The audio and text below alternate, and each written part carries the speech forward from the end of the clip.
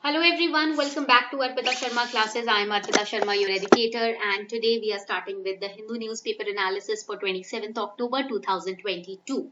On first page, that is page number 1, you'll find this article Kerala Governor Government Duel over Minister's Talk. And you would think that, ma'am, this is a politically oriented article. The governor and the chief minister, they are having some issues. Why should we study it? It's not a part of our syllabus. But you are wrong. If you read the article over here, if you see, the chief minister is saying that it's my constitutional right to drop or appoint minister, and the governor, on the other hand, of Kerala, he is trying to sack the finance minister of the state. But the chief minister is not allowing it, not accepting it. That is a polity related question. That is a part of Indian polity that you have to prepare. Okay, and we are going to study article 164 here. So it is very relevant for your exam. So what is the case? Arif Muhammad Khan, he is the governor of Kerala. Okay, and he wrote to the chief minister of Kerala, Pinarayi Vijayan, that K.N. Balagopal, who is the finance minister of the state, he has ceased to enjoy his pleasure in the eyes of governor. Now we know that in the polity book it is written that the council of ministers will function as per the ministers will function as per the pleasure of the governor. Now the governor is saying that this particular minister has ceased to enjoy his pleasure. That means he is no longer in the good books of the governor, or the governor does not want this minister in the cabinet. But the CM has already rejected governor's demand. He has said, I am not going to remove this person from my cabinet. Now, basically, the governor of Kerala is trying to ask chief minister to remove K.N. Balagopal as the finance minister.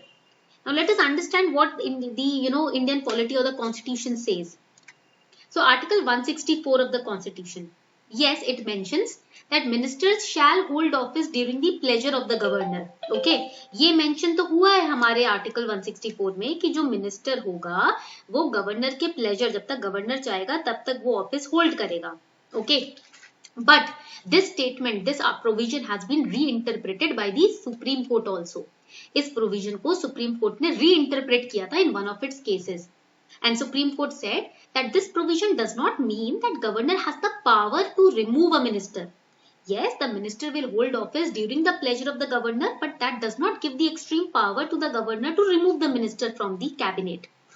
And former Secretary General of Lok Sabha, PDT Acharya, has explained this in an interview also, that this provision, Article 164, which mentions pleasure of the governor, it does not mean the governor has the right to dismiss the CM or any minister at his own will without the advice of CM. ऐसा नहीं है कि भाई मेरा मन चाहा, मैं governor हूं और मैं आर्टिकल 164 का यूज करके मैं तुमको कैबिनेट से निकाल रहा हूं. नहीं, उसको ये काम CM के एडवाइस पे करना होगा. He has to take consultation and advice from the chief minister. He cannot use this will explicitly. Without the advice of the chief minister, governor can neither appoint nor can dismiss a minister. That is why the chief minister has rejected governor's pleas over here. तो ये एक constitutional position है governor की. यहाँ पर वो CM के साथ मिलकर कोई काम कर सकता है. ये नहीं कि अपना जब मन चाहा किसी को अपॉइंट कर लिया या किसी को डिसमिस कर लिया. And if indeed a minister lowers the dignity of governor or his office, for example, if minister is passing some speech or some statement which disturbs the dignity and respect of the governor or his own office, then if it is found that minister has defamed or disrespected governor, that then he or she can ask the CM to drop the minister. अगर ऐसा पाया जाता है कि इस minister ने governor को disrespect किया, उसके ऑफिस को डिफेम किया है, तब गवर्नर सीएम को बोल सकता है कि भाई इस मिनिस्टर को आप अपने कैबिनेट से बाहर निकाल दो. ठीक है, that is the interpretation of this article. So when you study these articles, don't just read them and cram them. You have to seek Supreme Court's interpretation also, and what other powerful people or the people who have held the most important office in constitution, what they have said, or in how they have interpreted the different articles, that also you have to study. सिर्फ article पढ़ के उसको रट नहीं लेना. कैसे supreme court ने या बाकी इंपॉर्टेंट कॉन्स्टिट्यूशनल पोजीशन पे जो लोग बैठे हैं उन्होंने कैसे इंटरप्रेट किया है उस आर्टिकल को, ये पढ़ना भी जरूरी है.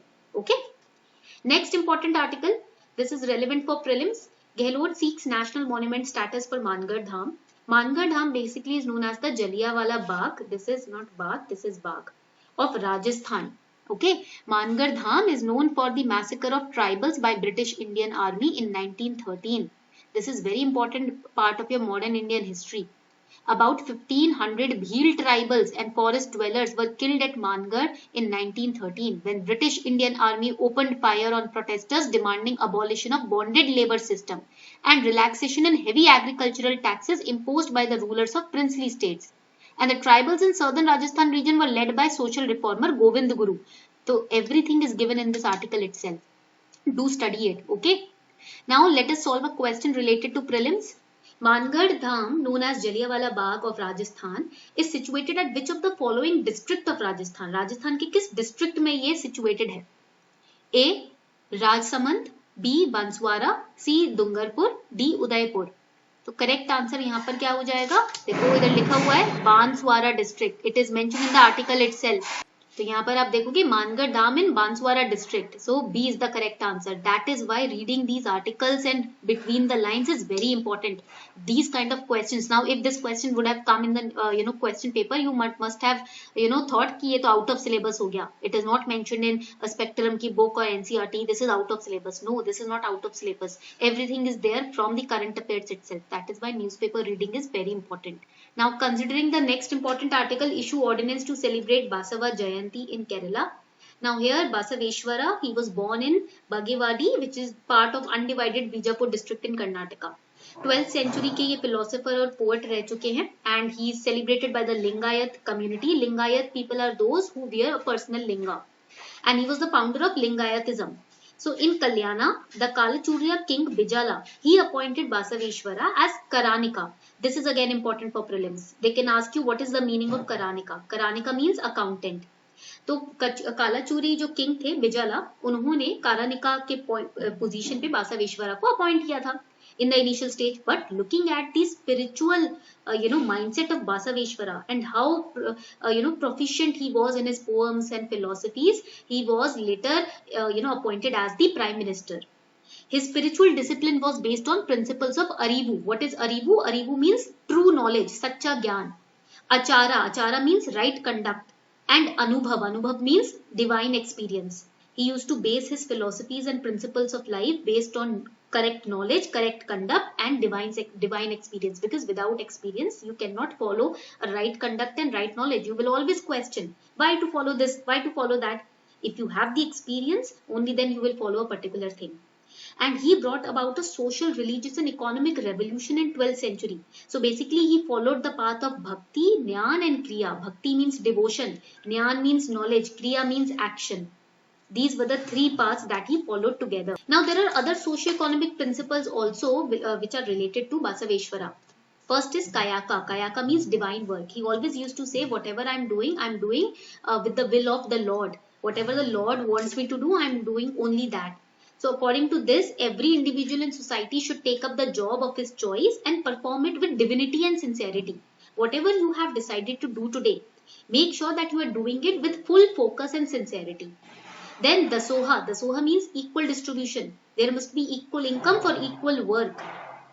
Okay, so these were the two very important socio-economic principles that Basaveshwara used to follow.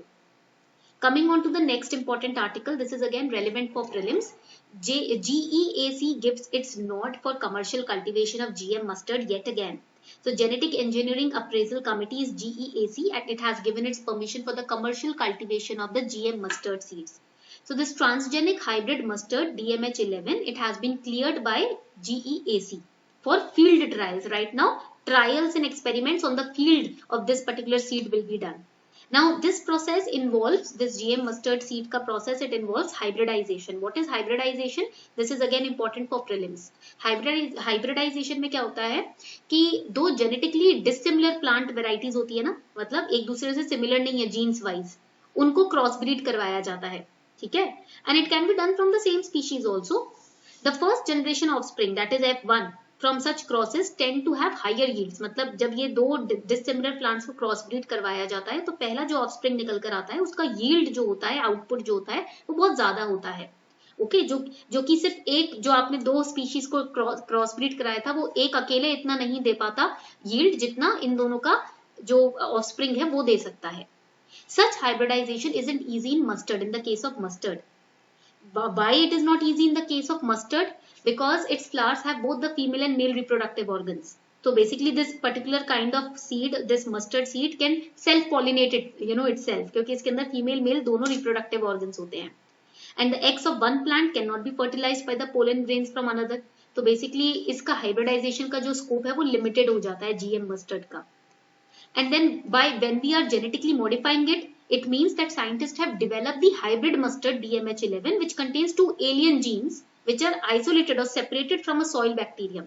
तो ये जेनेटिक मॉडिफिकेशन हो रहा है इस सीड का. क्यों? इसका मतलब क्या है कि भाई इसके अंदर दो एलियन जीन्स को आइसोलेट किया गया है एक सॉइल बैक्टीरिया में से, ठीक है, और इसमें प्लेस किया गया है, इसके जीन्स को मॉडिफाई किया गया है. The entire genes of this mustard seed has been modified. Now this GEAC, what is it? It is a body responsible for appraisal of proposals relating to the release of GM organisms and products into environment for field trials. यहाँ पर आप देखोगे यहाँ field trials के लिए जो भी committee approval अपनी देती है उसको हम GEAC बोलते हैं, ठीक है. Coming on to the next very important article, bats evicted from Manipur cave for tourism. So there has been a zoological study in Manipur that has revealed that a colony of bats was removed from Manipur cave. With a Paleolithic past. तो ये जो cave था मणिपुर में, it belonged to the Paleolithic period, and there were different varieties of bats which were residing there. So to promote tourism, so that the people can freely come there and roam around the caves and understand its history and past, the bats have been removed from the cave. The Khankui Mangsor, it is the species of bat which has been removed. It's a natural limestone. It's the cave. Okay, the species I'll tell you further in the lecture. तो ये जो Khankui Mangsor है, ये cave है जो कि मणिपुर के उक्रूल district में located है. So remember the district also, उक्रूल district of Manipur. The Khankui Mangsor is the natural limestone cave. And the species of bats which have been removed, they belong to the Rhinolophidae and Hippocideridae families. तो ये है families of bats which have been removed. Okay. This cave was also used as a shelter by local people during the Second World War. After the Japanese forces, they marched towards Manipur and Nagaland. Now the study by researchers of Zoological Survey of India has now revealed that the bats were killed and evicted from the Khankui cave to make it more tourist friendly. Basically for tourism the bats have been killed, plus the bats are also used for their nutritional values because they are considered as a supplementary source of protein. Another threat to the existence of bats is the illegal bird traps that are placed to capture the bats. So these are the different threats that the bats are facing. You can understand and learn them for your prelims exam. Now let's solve a question for prelims. Khankui Mangsor cave, recently seen in news, is in the state of Assam, Tripura, Manipur or Arunachal Pradesh. So again correct answer is B. This is how questions are framed from these current affairs. आप देख सकते हो कैसे questions बनाए जाते हैं इन current affairs से. So this was all for today. Within 14 minutes we have understood the most important articles from today's The Hindu newspaper.